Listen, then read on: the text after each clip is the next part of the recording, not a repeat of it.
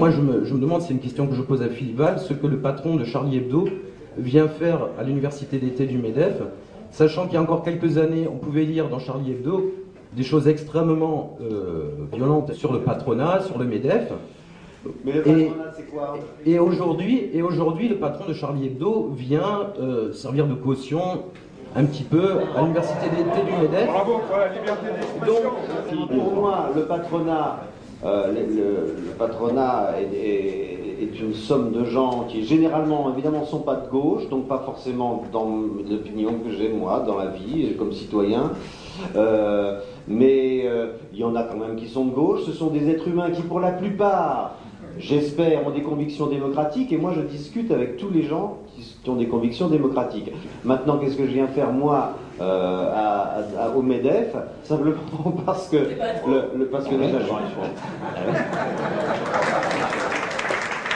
Ah, te voilà, toi. Vous continuez, mais faites gaffe parce que le droit à l'image ne le donne pas toujours. Hein. Surtout à vous. Hein? Oui, non, mais mon droit à l'image, c'est moi qui le contrôle. Et vous diffusez pas ces images. C'est juste pour vous faire chier. Hein. C'est pas du tout parce que je veux pas, c'est juste pour vous faire chier. Parce que vous avez des pratiques de petits voyous. Hein?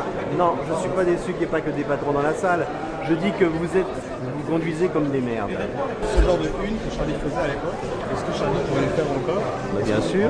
Est-ce que vous ne pensez pas que c'est une époque où on se moquait des patrons? Non, mais celle-là, je la ferai pas. Sur Renault égale pas SS. Donc celle-là, je la ferai pas. Celle-là, bah non, bah parce que ça a changé avec le temps. Mais oui, mais j'en sais rien. Mais il faudrait qu'il y ait une nécessité. Il faudrait que... Une seconde.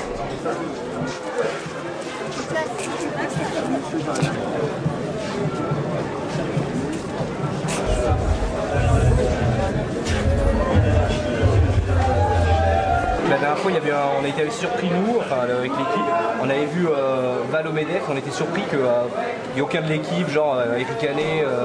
Oui, bah, on a ricané en interne. Mais... Ouais. Je m'étais dit, c'est étonnant que personne de l'équipe ait ricané.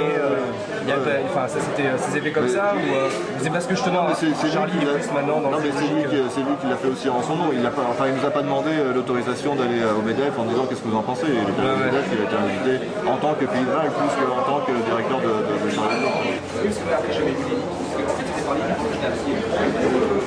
Il n'y a pas fini. Moi, ce que je me suis dit, voilà, franchement, encore une fois, il sera allé au MEDEF, il sera monté sur la table, il aura montré sa vie. C'est l'esprit choron, mais le truc qui est dur pour les gens de Charlie, c'est que Val est tellement atypique dans Charlie Hebdo, c'est lui le directeur et c'est lui qui ressemble le moins au journal quasiment. Si j'étais directeur d'un journal et si j'avais mené dans un journal, il n'y aurait pas Val dans le journal. Enfin, en tout cas, ce qu'il exprime dans le journal, ça n'existerait pas. 35 ans. Charlie Hebdo qui revendique d'être comme son ancêtre Harakiri, bête et méchant, édito vitriol, dessins et caricatures féroces. À Charlie Hebdo, l'humour n'a ni limite, ni tabou. Cavana et ses célèbres moustaches, Philippe Val, Cabu. Merci d'être là, bon anniversaire à vous trois et à toutes les équipes de Charlie Hebdo. Alors vous sortez en ce moment Les Années Charlie, une compilation de 35 ans de dessins parus dans le journal. Alors on se souvient d'un célèbre bal tragique à Colombey. Vos cibles favorites, eh bien, ce sont tous les puissants, tous les présidents de la République qui sont passés. On attend le prochain. Ce sera qui d'après vous? Pas Sarkozy. Le prochain? Pas Sarkozy, dit Cabu. Non, il a fait une bêtise. Laquelle? La laïcité. Peut-être la laïcité, oui. Il a touché à ça, oui, avec son bouquin. Et c'est un pilier. Peut-être que les gens ont compris que si on vivait dans un pays pas trop violent, c'est précisément parce qu'il y avait la loi de 1905. Ouais, on sent que vous n'aimez pas Sarkozy. Et Fabius qui était avec nous tout à l'heure. Il est plus dangereux, hein, Sarkozy. Et Fabius qui était avec nous tout à l'heure, facile. Ah bah non, il est déjà out, je crois, lui. Ah oui, carrément. Oui, ah oui. Il a fait une connerie aussi, lui. Avec le nom. Avec le nom, oui. Ouais. Pourtant, vous qui êtes plutôt à gauche, voire très à gauche, donc il y a toute une partie de l'aile gauche des socialistes qui défend le non. Vous défendez le oui, d'ailleurs, cette semaine, dans un édito assez brillant. Bah, Philippe, il a lu toute la Constitution. Les 448 pages. Oui, oui. Pas toutes les 40, mais beaucoup en tous les cas. Suffisamment, les principaux articles. Oui, parce qu'il y a quelques avancées qui sont bonnes à prendre. Alors, Bruno Donnet est venu assister à votre traditionnelle conférence de rédaction du jeudi matin. C'était l'occasion aussi aussi de revoir quelques-uns de vos grands coups de gueule, et notamment ceux de Cavana. Le journal libertaire 100% indépendant appartient à 4 actionnaires. Les 2 principaux s'appellent Philippe Val, c'est lui, et Cabu, le v'là. Au premier abord, la conf de Charlie ressemble à toutes les autres. On s'y ennuie un peu, alors on y bouquine, ou bien on y gribouille. On s'y fait même très sérieusement sermonner par le taulier, si, quand on rechigne à bosser le dimanche. C'est quand même pas possible. Dimanche, il y a du boulot, on est là, puis il y a du boulot et on le fait. Ça commence à bien faire, les gens. On vient pas quand on veut, c'est pas une auberge espagnole. Est-ce qu'il vous arrive de censurer un dessin, Philippe Val? Ça, jamais. Le seul critère, c'est s'il est bon ou pas bon.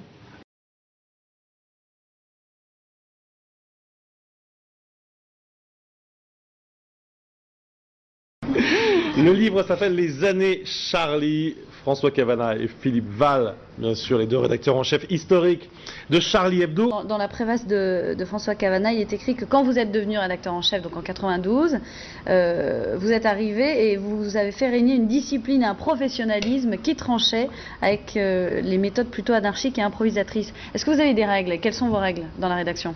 Non, il n'y en a pas beaucoup. On picole pas pendant les heures de bureau. Donc ça a peut-être été un changement par rapport à l'ancien Charlie. Bon, c'est vrai que ça a changé. C'est le Charlie, le nouveau Charlie, c'est comme le Beaujolais, quoi. Il faudra qu'il s'améliore, quoi. Mais bon, par contre, c'est vrai qu'il y a une différence essentielle entre Choron et Val, et que c'est plus du tout la même ambiance qui règne. Maintenant, c'est studieux, sérieux. Bon, je dis pas qu'on n'a pas le droit de rigoler, mais presque. On picole plus, et, enfin moi j'y vais plus d'ailleurs, tellement sinistre qu'on n'a plus envie de s'y pointer. Et Val, non, il aimerait qu'on parle sérieusement, comme si on était des philosophes atteints par des lumières. C'est chier, quoi. On devrait pouvoir dire prout, je t'encule.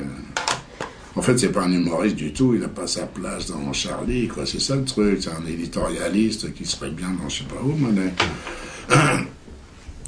On est étonné qu'il soit, quand on interviewe à la téloche, tu es directeur de Charlie Hebdo, vraiment étonné, quoi. Ah bon, il n'a pas l'air, quoi. Bernard-Henri Lévy, vous avez mis vos pas dans ceux de Tocqueville et vous avez exploré l'Amérique profonde, mais comme toujours, loin de vos racines, à la vérité, c'est vous que vous cherchez. L'Amérique a-t-elle la rage? Vous vous dites, l'Amérique a-t-elle le vertige? C'est le titre de votre livre. Voilà. Américain Vertigo, et d'autre part, livre international. C'est un titre américain. Oui, c'est un titre américain. Le livre est sorti aux États-Unis avant la France, oui. Alors vous avez souhaité rencontrer Philippe Val, qui est directeur de Charlie Hebdo. Vous avez avec lui une histoire commune? Pas du tout. Et je vais vous dire pourquoi j'ai souhaité le rencontrer. Vous connaissiez? Non, guerre, on s'est croisé une fois, Non, j'ai souhaité le rencontrer parce que, précisément, on est d'accord sur peu de choses. Je me reconnais pas dans son journal, qui a jamais été d'ailleurs même tendre vis-à-vis de moi, sauf que on s'est retrouvé sur 2 questions, à mon avis, fondamentales. 2 questions, récemment. Et c'est pour ça que je voulais qu'on se voit aujourd'hui. Premièrement, sur la question de la Constitution européenne. Il a écrit un livre qui s'appelait « Le référendum des lâches », quelques semaines avant le vote du référendum, qui est à mon avis ce qu'on a écrit de plus juste et de plus puissant pour le coup sur la question de l'Europe depuis Habermas, en Allemagne. Ça, c'est la première chose. Le second point d'accord. Et le second point, plus que d'accord, le second point de rencontre, c'est ce manifeste dont il a pris l'initiative avec Caroline Fourest et Charlie Hebdo, le manifeste des 12, je crois, dont je suis un des signataires. Salman Rushdie, Tasliman Nasrin, des grands intellectuels iraniens qui prennent d'ailleurs des risques énormes en signant ça. Et voilà, que Philippe Val et Caroline Fourest aient pris l'initiative de ce texte qui dit en gros que la question c'est évidemment pas l'islam, mais l'islamisme, qui dit en gros qu'il y a à l'intérieur de l'islam une bataille qui est en train de se jouer, une bataille terrible entre les démocrates et les fascistes, en gros. entre les démocrates et les fascistes, entre les hommes des Lumières et les fondamentalistes. Je trouve que cette initiative est une des plus heureuses de ces dernières années et j'ai été, moi en tout cas, ravi de vous rejoindre. Donc c'est un manifeste contre le nouveau totalitarisme, c'est bien cela, et votre intention, c'est, après avoir vaincu le nazisme, le stalinisme, le fascisme, le monde a aujourd'hui fait face à une nouvelle menace qui est l'islamisme. C'est un peu ça que vous combattez aujourd'hui, tous les deux. 2 jours en première ligne, 2 jours à plaider la cause de Charlie, le droit à la caricature, à la liberté d'expression, 2 jours à dire que les musulmans n'étaient pas visés, les extrémistes si, carrément. Caricature de Mahomet, la relaxe est requise par le tribunal et le directeur de Charlie Hebdo, Philippe Val, est en aparté en direct. Bonjour Philippe Val. Bonjour Pascal. Comment ça va? Relax? Ça va bien. Pas mal. Installez-vous. Un verre de vin. Pomme roll, je crois bien. Un peu chargé peut-être pour vous les 2 dernières journées. Hein. Oui, je vais goûter, voir si le vin. Ah, c'est pas mal, oui. Ça ira, j'espère. Faites pas votre Jean-Pierre Coff qui était là hier. Très bien. La relaxe a donc été requise pour vous, pour Charlie. Alors, rien que le duel des 2 grands avocats, on va commencer par ce biais-là. 2 ténors du barreau, du côté de Charlie Hebdo, de votre côté, Maître Kiejman, qui a longtemps défendu François Mitterrand. En face, l'avocat des associations musulmanes qui, je le rappelle, poursuivait Charlie pour injure publique envers un groupe de personnes en raison de sa religion. Leur avocat, donc Maître Spinner, l'avocat de Jacques Chirac. Mais c'est Kiejman qui a lu la lettre du candidat Sarkozy soutenant Charlie. Quel bordel quand même. Oui, quel bordel. Évidemment, quelle habileté, on peut dire aussi, de la part de Sarkozy de faire un coup de théâtre dès la première matinée d'audience. Mais ça a servi à quoi? Ça a servi beaucoup. Ça a servi beaucoup à quelque chose de très important. Et moi, je ne suis pas du tout du même bord que Nicolas Sarkozy. D'ailleurs, il le rappelle dans la lettre qu'il m'a envoyée. Mais je dois reconnaître que l'habileté du politique, mais surtout, il a mis une perturbation très grave et je pense qu'il l'a fait tout à fait consciemment, dans son CFCM, son Conseil français du culte musulman, qu'il a mis en place. J'ai pas reçu de soutien public à ma connaissance de Ségolène Royal. En revanche, j'ai reçu un soutien public de Nicolas Sarkozy. Bon, d'accord. Hors procès, Philippe Val. Vous en êtes où, vous? Or, jusqu'à nouvel ordre, pour moi, je vais faire comme j'ai fait depuis bien longtemps, c'est-à-dire que je voterai là, en l'occurrence, pour le candidat de gauche le mieux placé, tout simplement, au moment des élections. Mais je pense que je voterai à gauche parce que c'est ma famille et j'ai voté toute ma vie à gauche.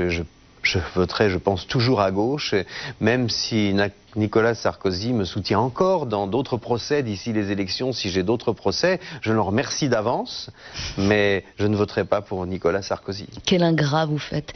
Merci d'aller vous prendre en photo. L'appareil se trouve du côté de la bibliothèque. Pendant ce temps-là... Mais ça ne m'empêche pas d'avoir de l'estime pour son geste. Je comprends. Allez-y, vous allez repérer l'appareil. Pendant ce temps-là, je signale que vous pouvez vous entendre sur France Inter, France Culture, RTL, vous voir sur LCI et Paris Première, vous lire dans Charlie et dans 2 livres récemment, Traité de savoir survivre par temps obscur et Les traites et les crétins, chronique politique. Vous voulez que je me prenne en photo maintenant ? S'il vous plaît.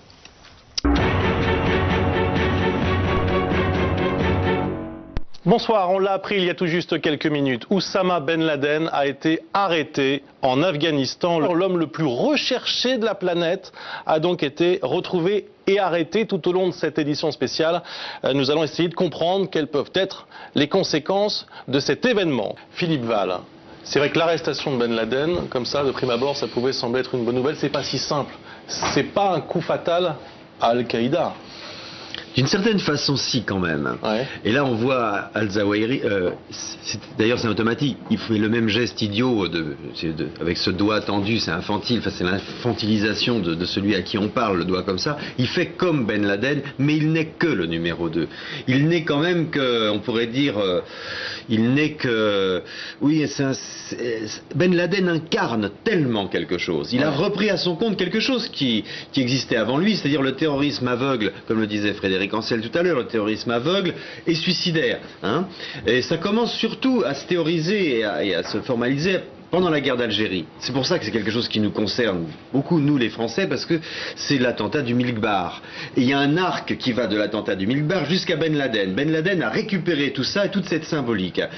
La meilleure chose qui puisse arriver, elle est arrivée, c'est qu'il soit arrêté et qu'il soit pris vivant. Il aurait été pris mort, il aurait été tué, on serait parti pour une histoire, il serait ressuscité 3 jours après, on en aurait pour des milliers d'années d'une religion Ben Laden, d'une légende Ben Laden, tandis que là, ça l'humanise l'arrestation. Il va être soumis à la justice des hommes, il va avoir, et je l'espère bien, il ne sera pas condamné à mort, et j'espère qu'il sera condamné à perpétuité, parce que c'est un homme extrêmement dangereux, mais il va être réduit à sa condition humaine, et c'est la meilleure chose qui puisse arriver et qui peut faire réfléchir ses admirateurs, les jeunes gens désespérés, tarés, qui ont la tête mangée comme par une secte. Je voudrais pas vous décevoir, mais on a une dépêche qui nous apprend qu'un attentat a eu lieu il y a quelques minutes sur un marché à Bagdad. Alors, ce serait une voiture piégée qui aurait explosé aux abords du marché. Bon, mais ça sera pas sans soubresaut. Impossible de voir s'il y a un lien direct avec l'information. Il y a au moins 15 morts d'après un tout premier bilan. On va retrouver Laurent sur les marches avec l'équipe de Charlie Hebdo qui monte les marches, Laurent. Exactement, avec la présentation de ce film réalisé par Daniel Lecomte qui s'appelle « C'est dur d'être aimé par des cons », avec le procès Philippe Val et Charlie Hebdo. Souvenez-vous la parution des caricatures de Mahomet. Philippe Val et Charlie Hebdo ont gagné leur procès. Eh bien, ils sont tous venus. Ils sont ici ce soir à Cannes présenter donc ce film en sélection officielle. Et ils sont tous venus accompagnés d'intellectuels. On a vu André Glucksmann, Bernard-Henri Lévy. Une montée des marches donc assez prestigieuse avec, vous le voyez, Philippe Val. Et puis donc à ses côtés des journalistes également de Libération. Merci, et Daniel Lecomte que vous voyez là. Intitulé « C'est dur d'être aimé par des cons », ce documentaire a fait choc sur la Croisette, où l'on sait que la mainmise de toute forme d'intégrisme religieux entraînerait la privation de la liberté d'expression et donc, entre autres, la mort du festival. Juste un petit mot, pour dire, si la question, après je passe la question à Maître Francis Spinner, je passe la parole à Maître Francis Spinner, mais si votre question contient l'idée que ce film peut énerver Ben Laden, alors là je pense qu'effectivement il peut l'énerver. Et ça peut vraiment le foutre en rage, parce que c'est un cauchemar pour lui ce film. Voilà. C'est la Java de l'inceste illicite, celle qu'on danse avec sa nièce, la petite. On s'approche à petits pas et on dit, suce tonton c'est du nougat, garanti, sans sucre ni colorant. Le zizi ne fait pas tomber les dents des petits. Pas que c'est pour la jaunisse, la Java de tous les vices.